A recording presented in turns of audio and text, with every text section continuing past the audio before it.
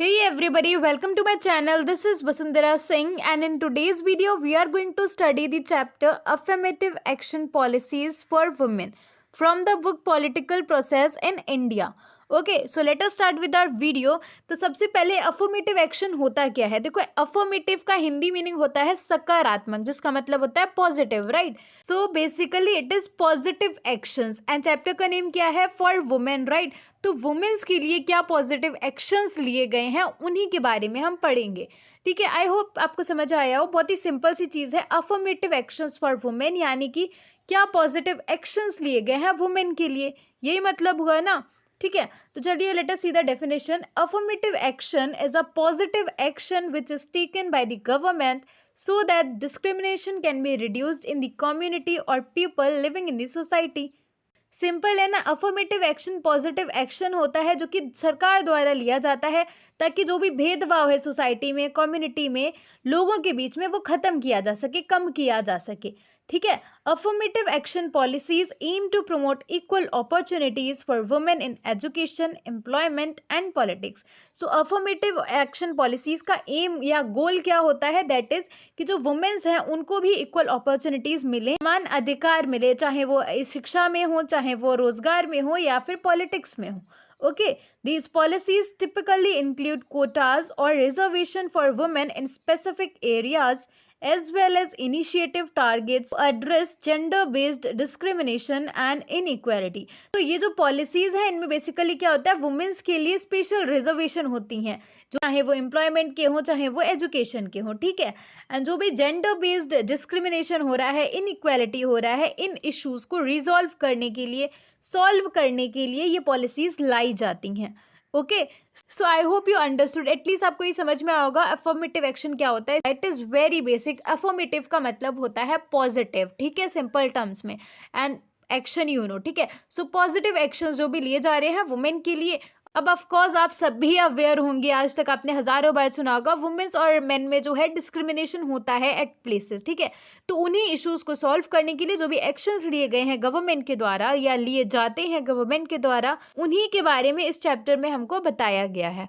Okay, so constitutional provision for women. Constitutional का मतलब हो जाता है ऑफ कोर्स संविधान में क्या राइट्स, क्या रूल्स दिए गए हैं फॉर वुमेन, वो देख लेते हैं। So the Indian constitution not only gives equality to women but also empowers the state to adopt measures of positive discrimination in favor of women so that the cumulative socio-economic, educational and political disadvantages faced by them can be removed। यानी कि Indian constitution में women's को equality तो दी ही गई है, but साथ ही state को यानी कि सरकार को ये पावर, ये शक्ति भी दी गई है कि वो पॉजिटिव स्टेप्स उठा सकते हैं वुमेन के फेवर में, वुमेन्स के सपोर्ट में, ताकि जो भी डिसएडवांटेजेस हो रहे हैं, जो भी डिस्क्रिमिनेशन हो रहा है वुमेन के साथ में, उसको खत्म किया जा सके। ठीक है, उसको कम किया जा सके। एंड सेकेंडली फंडामेंटल राइट्स दिए गए हैं इन दी कॉन्स्टिट्यूशन, वो तो सभी के लिए है, चाहे वो मैन हो चाहे वुमेन, है ना। सो फंडामेंटल राइट्स भी इंश्योर करते हैं कि कानून के सामने सभी बराबर हैं, एंड जो कानून है वो सभी की इक्वल प्रोटेक्शन करता है। Equality before law and equal protection of law. prohibits discrimination against any citizen on grounds of religion, race, caste, sex or place of birth and guarantees equality of opportunity to all citizens in matters relating to employment। यानी कि हमको fundamental rights में ये भी एक right है कि किसी भी तरह का हमारे साथ में भेदभाव नहीं होगा as a citizen of India, चाहे हम किसी भी रेस के हो, रिलीजन के हो, कास्ट के हो, सेक्स के हो या प्लेस ऑफ बर्थ हमारी कुछ भी हो। ठीक है, तो यहाँ पर सेक्स आ गया यानी कि जेंडर भी आ गया, तो वुमेन के लिए भी सेम राइट्स हुए। ओके, सो वुमेन्स के लिए इंपॉर्टेंट कॉन्स्टिट्यूशनल प्रोविजंस हमको मिल जाएंगे इन द डिफरेंट आर्टिकल्स, जैसे कि article 14, 15, 15(3), 16, 39A, 39B, 39C and 42 में बात करी गई है अबाउट वुमेन्स राइट्स। वुमेन से रिलेटेड प्रोविजंस हमको इन आर्टिकल्स में मिल जाएंगे। ओके, तो according to article 15(3) of the constitution of our India, our legislative body has the power to make special provisions for the protection of both women and children. So article 15 में हमको देखने को मिल जाएगा जो लेजिस्लेटिव बॉडी है हमारी, उसके पास में पावर है, उसको ये राइट दिया गया है, ये शक्ति दी गई है कि वो वुमेन्स और चिल्ड्रन की प्रोटेक्शन के लिए स्पेशल प्रोविजंस, स्पेशल रूल्स बना सकते हैं। ओके, इसी के साथ में डोमेस्टिक वायलेंस एक्ट पास किया गया था गवर्नमेंट के द्वारा इन 2005, जहां पर वुमेन की प्रोटेक्शन को ध्यान में रखा गया था। तो बेसिकली डोमेस्टिक वायलेंस एक्ट के अंडर क्या है कि जो भी वुमेन्स हैं उनको गलत तरह से ट्रीट नहीं किया जाएगा, उनको किसी भी टाइप की धमकी या किसी भी टाइप की थ्रेट के अंडर नहीं रखा जाएगा। अगर ऐसा होता है तो वो डोमेस्टिक वायलेंस में कंसिडर किया जाएगा and it is a crime. Okay, in short किसी भी तरह का बुरा व्यवहार वुमेन्स के साथ में दैट इज नॉट एक्सेप्टेबल, या किसी भी टाइप का जो है हम कह सकते हैं वुमेन्स को धमकियां देना या उनको मारना पीटना, ये कोई भी चीज़ें जो हैं ये लीगली रॉन्ग है एंड यही चीज़ें आ जाती हैं डोमेस्टिक वायलेंस के under. And that is why ये एक्ट पास किया गया था, जिससे कि वुमेन्स को छोटी से छोटी प्रॉब्लम में, छोटे से छोटे केस में वुमेन्स को कंसिडर किया जा सके, उनको प्रोटेक्शन दी जा सके। ओके, सो कॉन्स्टिट्यूशन के अलावा भी काफ़ी सारे रूल, काफ़ी सारे कानून वुमेन के हक में, वुमेन के सपोर्ट में जो है इम्प्लीमेंट करे जा चुके हैं। So few of them I have mentioned here, जैसे कि इक्वल रेन्यूमरेशन एक्ट जो कि आया था 1976 में।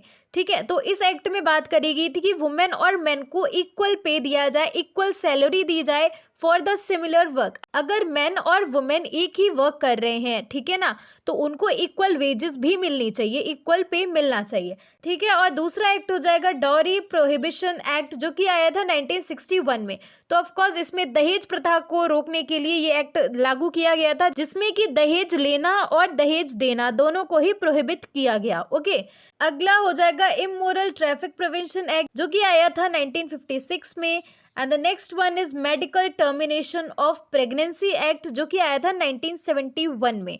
एंड यहाँ पर कंसिडर ये किया गया था जो भी अनट्रेन्ड लोग अबॉर्शंस परफॉर्म कर रहे हैं, अनहाइजेनिक कंडीशंस में जो अबॉर्शंस वगैरह हो रही हैं, इनको ख़त्म करने के लिए, इनको एलिमिनेट करने के लिए ये एक्ट लाया गया था। ओके, नेक्स्ट हो जाएगा मैटरनिटी बेनिफिट एक्ट जो कि आया था 1961 में। The other one comes commission of Sati prevention act 1987।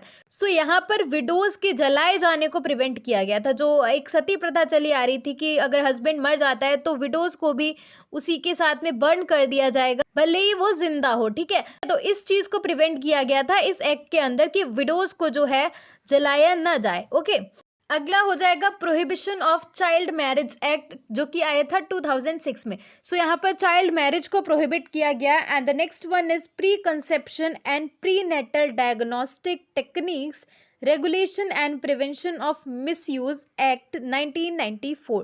तो इस एक्ट के अंडर बेसिकली क्या है कि आप पहले से ये चीज डायग्नोस नहीं करा सकते कि whether you are going to have a baby boy या फिर बेबी गर्ल। ठीक है, आपको बेबी बॉय होने वाला है या बेबी गर्ल, ये चीज आप पहले से डायग्नोस नहीं करा सकते।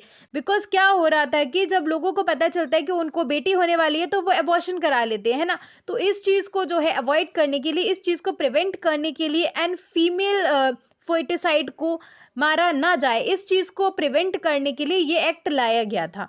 ओके, और अगला हो जाएगा sexual harassment of women at work place act 2013। सो ये एक्ट आया था 2013 में टू एंश्योर कि वुमेन को हैरास ना किया जाए sexually eight their work place. जहाँ पर भी वुमेन्स काम कर रही हैं वहाँ पर किसी भी टाइप का सेक्सुअल हैरासमेंट ना हो, इस चीज़ को इंश्योर करने के लिए जो है ये एक्ट लाया गया था। So that is it for this video. I hope you understood affirmative action policies क्या होती हैं एंड वुमेन्स के लिए स्पेशल जो प्रोविजंस हैं वो हमने पढ़े, कॉन्स्टिट्यूशनल सेफगार्ड्स भी हमने देखे एंड साथ ही we have also studied few important acts related to women. Okay, so I hope it helps you. If you like the video, give it a thumbs up, subscribe to my channel and share among your friends as well. हम मिलेंगे हमारे next video में with another chapter. तब तक रुक जाना नहीं तू कहीं हार के।